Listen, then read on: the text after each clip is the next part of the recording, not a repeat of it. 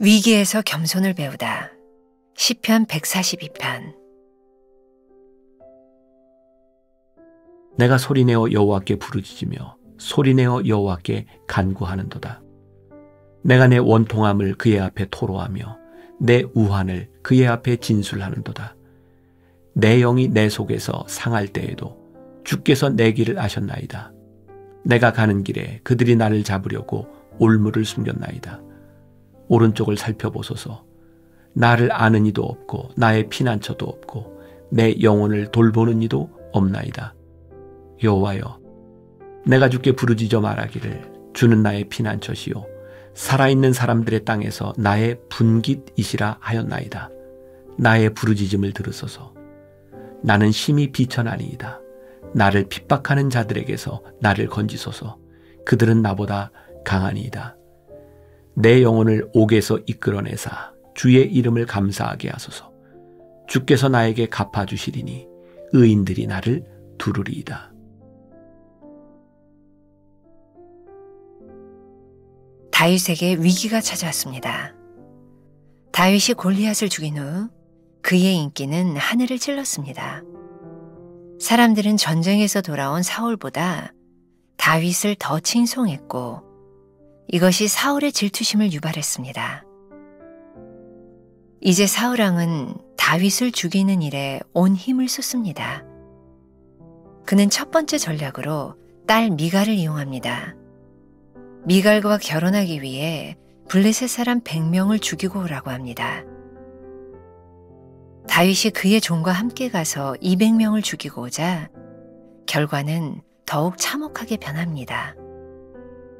이후 다윗은 수많은 죽음의 위기를 만나게 됩니다. 사울이 다윗을 죽이려고 하자 아내 미갈이 미리 알아채고 피하도록 도와줍니다. 도망자가 된 다윗은 자신의 적이었던 골리앗의 동네 가드로 들어갑니다. 그를 알아본 가드 사람들이 블레셋 왕 아기스에게 다윗을 고발합니다. 위기에 처한 다윗은 체면을 버리고 미친 척합니다. 그의 자존심은 처참히 무너졌고 영웅의 풍모는 찾아볼 수 없었습니다. 그 상황에서 지은 시가 바로 시편 142편입니다. 내가 소리내어 여호와께 부르짖으며 소리내어 여호와께 간구하는도다.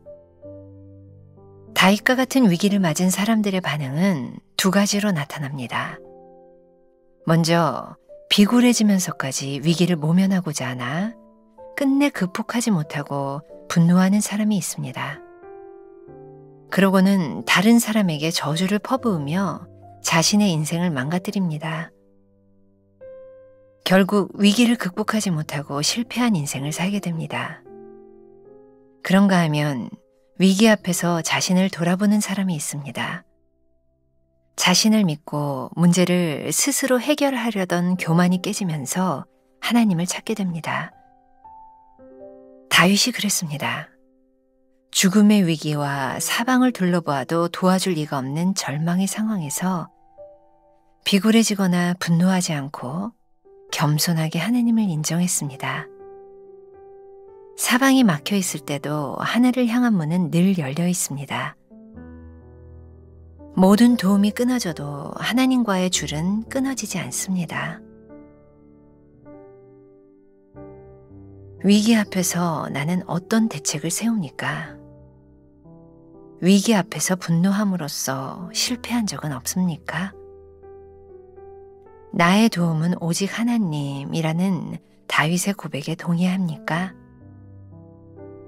오늘은 9월 25일입니다. 위기에서 겸손을 배우다. 어제에 이어서 오늘도 다윗에 대한 이야기를 합니다. 저는 다윗을 굉장히 좋아합니다. 저는 다윗을 이렇게 표현하기도 하죠. 성품의 사람. 그에게서 참 배울 수 있는 좋은 성품들이 있어요. 오늘 말씀이 위기에서 겸손을 배우다라고 되어 있는데 다윗은 그의 인생에 참 여러 번의 위기를 겪습니다. 근데 대부분의 위기를 보면 대부분이라 그랬습니다. 다는 아니고 그가 잘못해서 위기에 처할 때보다 그는 잘못하지 않았는데 위기 가운데 있을 때가 참 많습니다.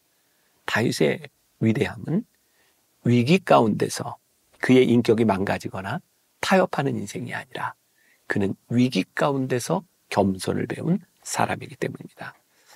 오늘 우리가 읽은 시편 142편 참 좋습니다. 그 시편을 보면 다윗이 어려움 가운데서 하나님의 부르짖는 그런 기도들이 참 많이 나와요.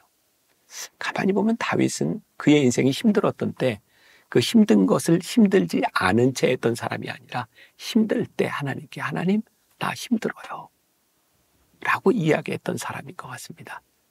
전 겸손은 우리 속에 있는 우리의 연약함을 하나님께 내어놓는 것이 겸손이라고 생각해요. 근데 많은 사람들이 겸손하지 않습니다. 입을 딱 다뭅니다. 이건 내 자존심이야. 이 정도 가지고 내가 이야기할 수 없어. 하나님 얘기 안 해요. 근데 하나님은 그것을 원하시는 것이 아니라 우리들의 상한 마음, 우리들의 어려움, 우리들의 부르짖음을 원하시는 것 같아요. 자, 다윗은 오늘 140편 5절에서 이렇게 하나님께 이야기하죠. 여호와여, 내가 주께 부르짖어 말하기를 주는 나의 피난처시요 살아있는 사람들의 땅에서 나의 분깃이시라 하였나이다. 하나님 저에게 약속해 주셨잖아요.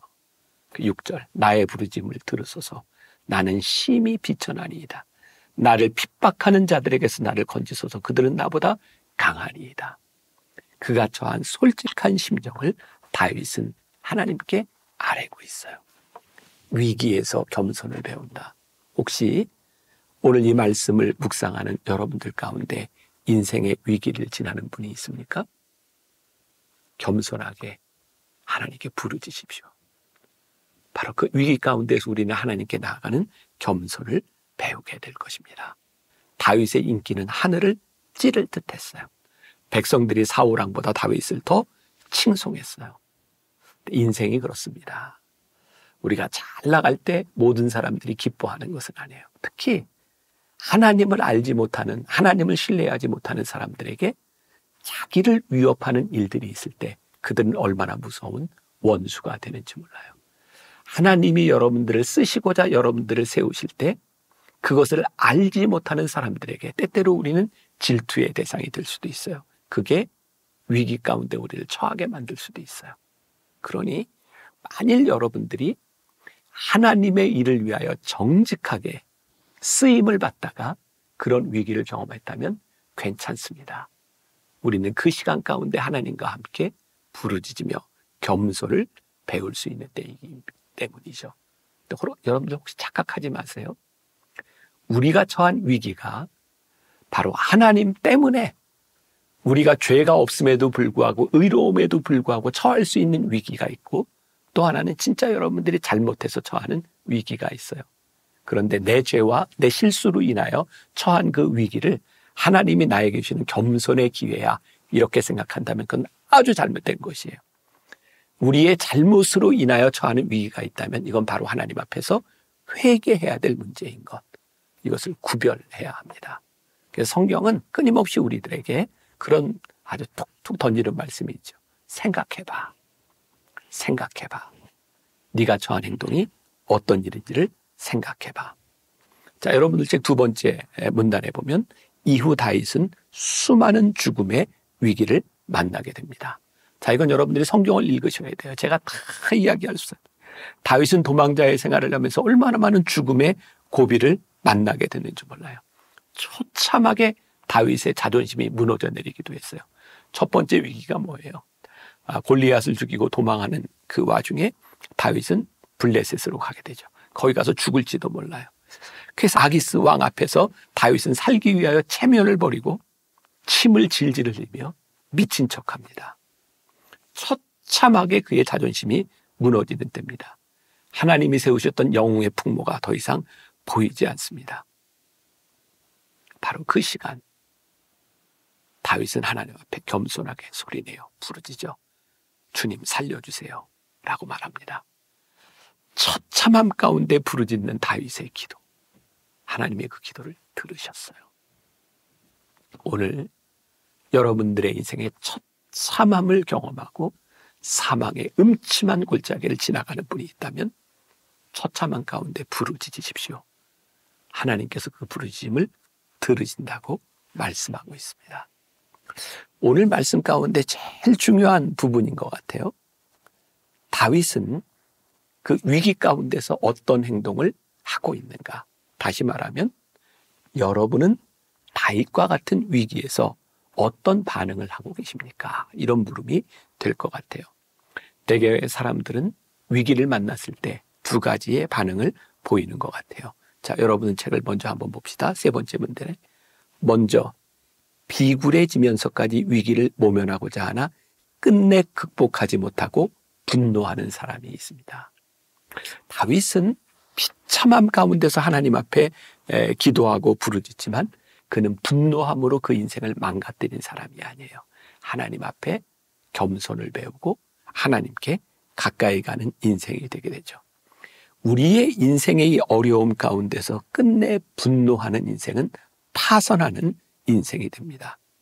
그런가 하면 위기 앞에서 자신을 돌아보는 사람이 있어요. 나를 믿고 문제를 해결하는 것이 아니라 나에게는 소망이 없습니다. 그러니 하나님 나를 도와주세요. 겸손인 거죠. 위기 앞에서 우리들이 겸손할 때 우리는 도우시는 하나님의 은혜를 경험하게 되는 거예요. 오늘 여러분들에게 그런 도전을 드리고 싶어요. 여러분들은 여러분들의 삶의 위기 가운데서 여러분들의 인생을 컨트롤할 수 없는 그 위기 가운데서 어떤 반응을 보이시겠어요? 조금 아까 분노라는 이야기를 했으니까 저에게 떠오르는 이야기가 하나 있습니다. 제가 아마 이 다윗에 대한 시리즈 설교를 할 때 인용했던 이야기인 것 같아요. 성 프랜시스의 이야기입니다. 이탈리아의 성인 프랜시스가 어느 날 분노를 다스리는 방법을 배우게 되었다고 해요. 우물에서 물을 깃는 여인이 물통에 나무 조각을 띄운 후 어깨에 메고 가는 것을 보게 되었어요. 묻습니다. 왜 물통 안에 나무 조각을 띄우죠?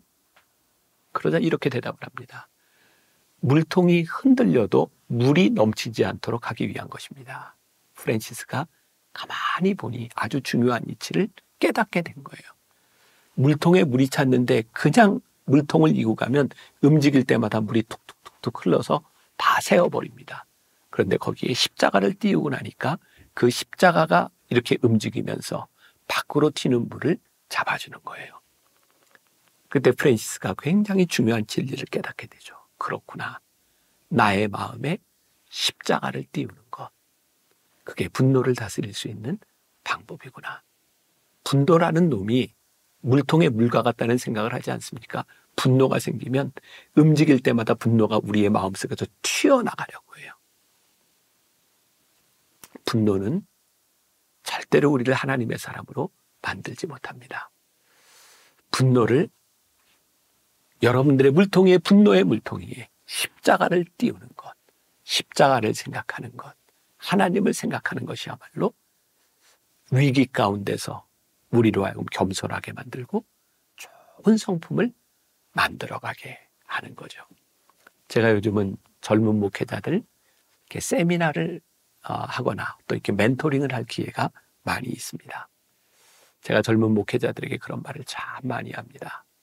평생 목회를 하고 열심히 목회를 하고 여러분들이 쌓아놓은 것이 많이 있을지라도 한 번 분노하면 그 모든 것들이 다 무너져 내리는 겁니다.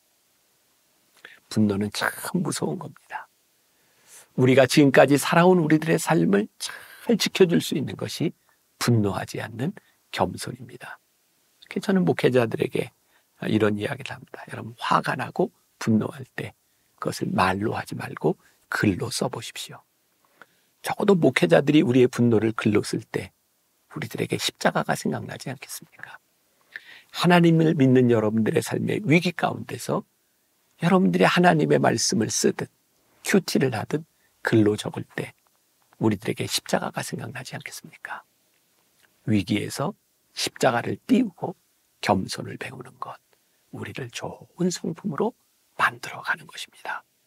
자, 오늘 말씀을 기억하시고 혹시 하루를 살아가다가 여러분들의 삶에 분노할 일이 생각날 때 그 분노 위에 십자가를 띄우십시오.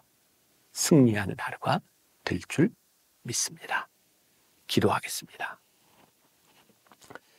다윗이 그의 인생의 위기 가운데서 겸손을 배웠던 것을 우리도 배우기를 원합니다. 하나님, 이 세상을 살다 보면 우리의 마음을 뒤흔들어 놓는 분노라는 놈이 있습니다. 내 마음대로 되지 않는 일들, 예기치 않은 일들, 그래서 화가 나는 일들.